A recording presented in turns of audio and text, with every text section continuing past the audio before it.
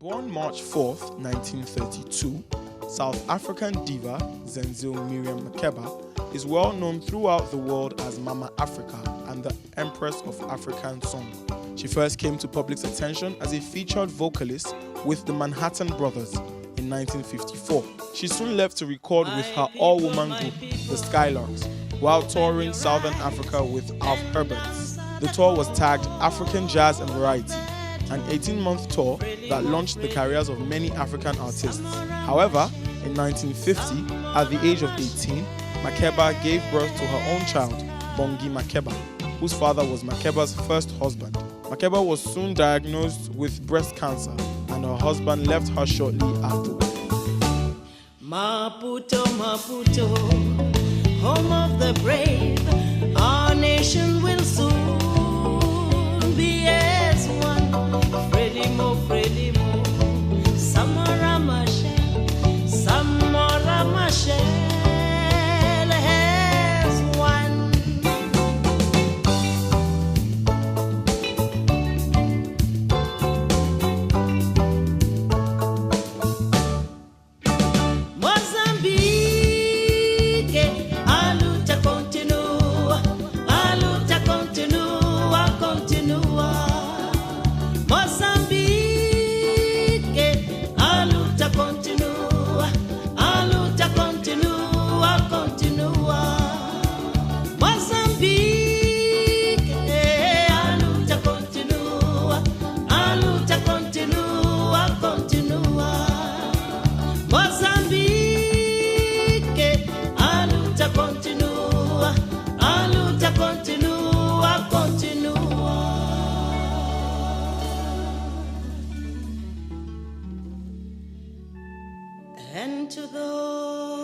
Mariam Makeba, to me, like everyone else, is a musician of South African origin.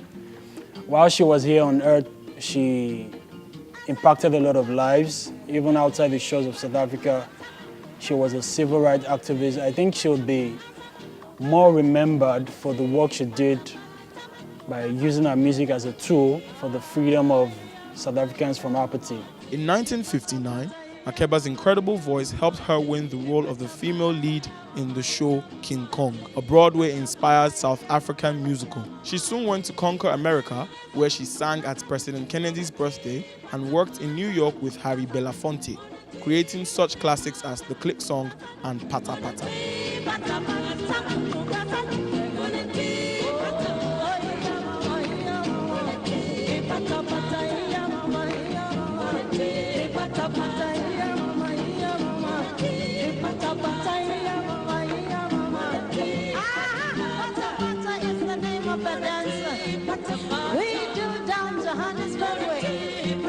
Everybody starts to move as soon as Pata Pata begins to play.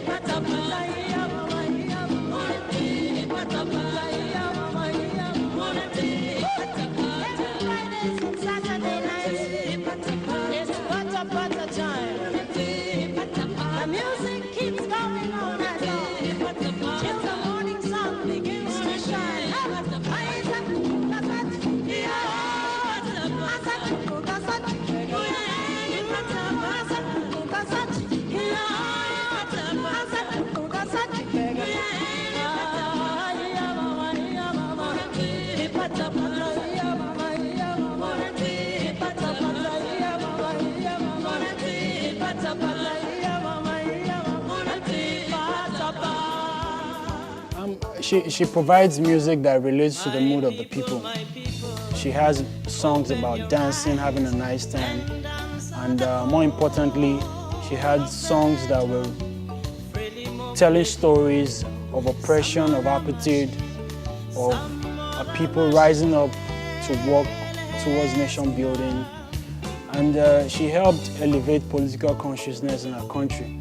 I think Mariam Makeba, one thing I would always appreciate is she used music as a tool for empowerment of our compatriots.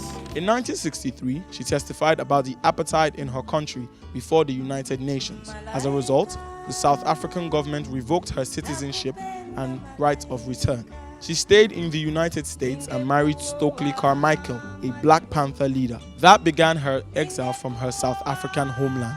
She was a woman without a country, but the world came to her aid. Guinea, Belgium, and Ghana issued her international passport, and she became, in effect, a citizen of the world. In her life, she held 9 passports and was granted honorary citizenship in 10 countries. After harassment by US authorities, she fled to exile in Guinea.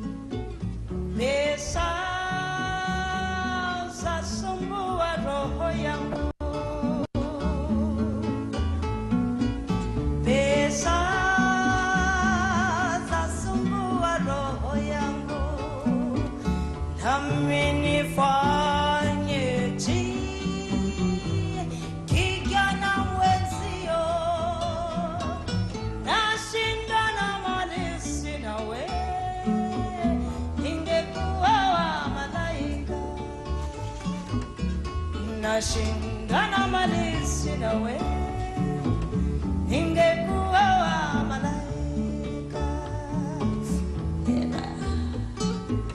kidege hukuwaza kidege kidege hukuwaza kidege nami nifanye kijana mwenzio nashindwa na mali sina we ingekuwa wa malaika nashindwa na mali sina we ingekuwa wa malaika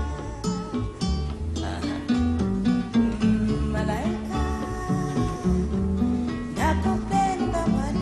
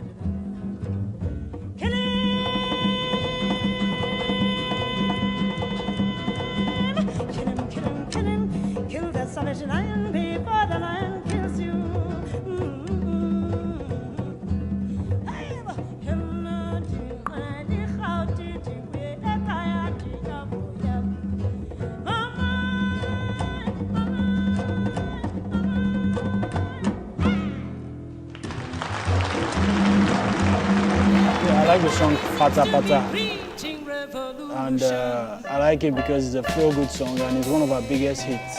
I like it because there's a dance attached to it. I watch performances on YouTube from time to time, and I always, I fall in love with the song. I think it's the most popular song that I've heard by Mariam Makeba.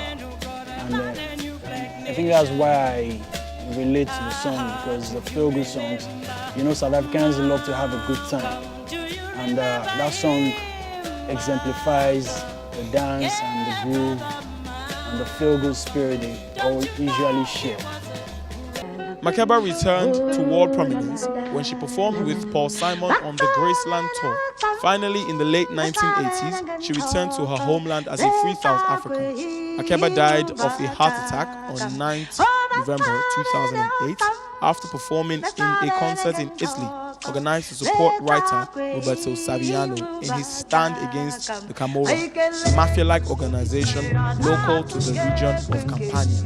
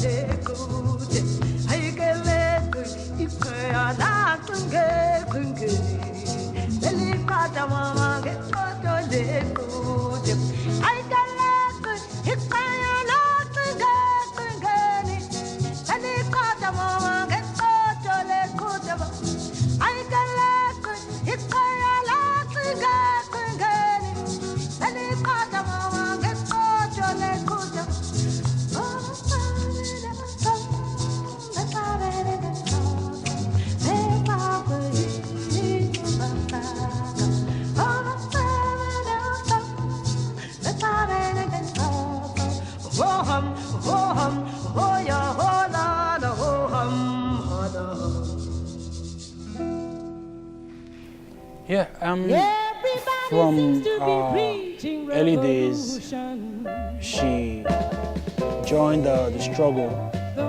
She's always had a flair for empowerment of South Africans, and she, while she was making music to speak her own truth, the government at that time even revoked her passport. She wasn't allowed back into the country. At some point, she went on exile, and she was able to drum up international support for her message. And when she came back, when she was finally allowed back into the country, she continued. And all these things would always be landmark achievements of how she's been able to use her music to touch and change the complexion, the political atmosphere in South Africa at that time. So I think one thing all musicians can draw from that is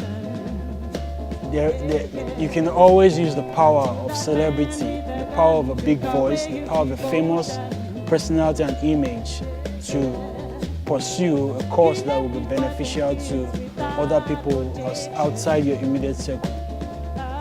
Time, the magazine, called her the most exciting new singing talent to appear in many years, and Newsweek compared her voice to the smoky tones and delicate phrasing of Ella Fitzgerald and the intimate warmth of Frank Sinatra. Despite the success that made her a star in the US, she wore no makeup and refused to curl her hair for shows, thus establishing a style that would come to be known internationally as the Afro look. Miriam Makeba is a Grammy Award-winning South African singer and civil rights activist whose works and legacy will stand the sands of time.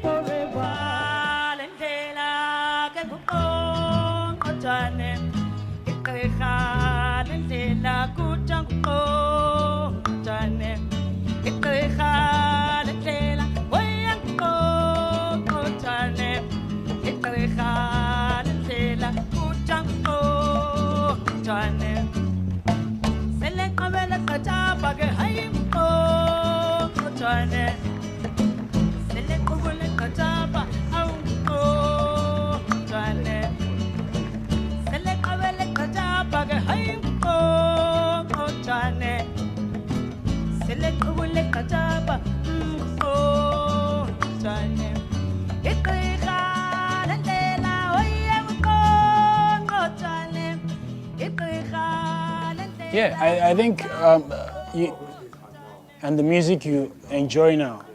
Yeah, in trying to juxtapose what the music was in the 60s, 70s, which was very rich in content, aside the production value, you can always see music impacted because the stories that were told were relatable. Born in Johannesburg, she was the first of the great singers from her country to bring South African music to the world.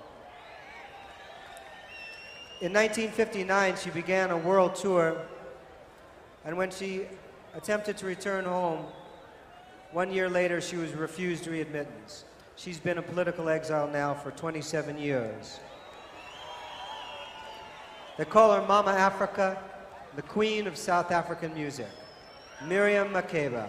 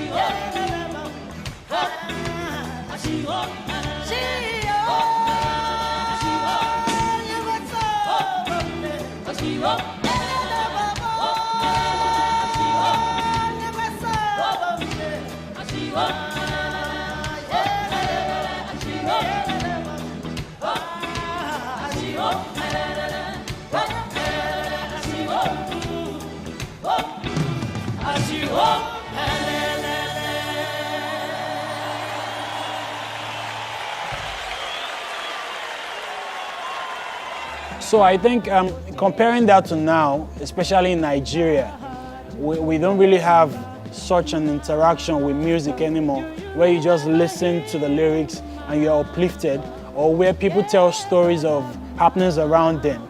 Like we've had Boko Haram, we've had political upheavals, we've had issues of corruption. Very few people actually sing about these issues. But I'm happy and proud that before this interview, I was able to listen to Lagbaja's 200 Million Mumu, and that was another chapter in a long time where we had a Nigerian musician talk about the issues going on around us, something we can relate to. So it's always a joy to see musicians talk about things everybody on the streets, everybody around you can relate to, which is something Miriam Makeba was very good at.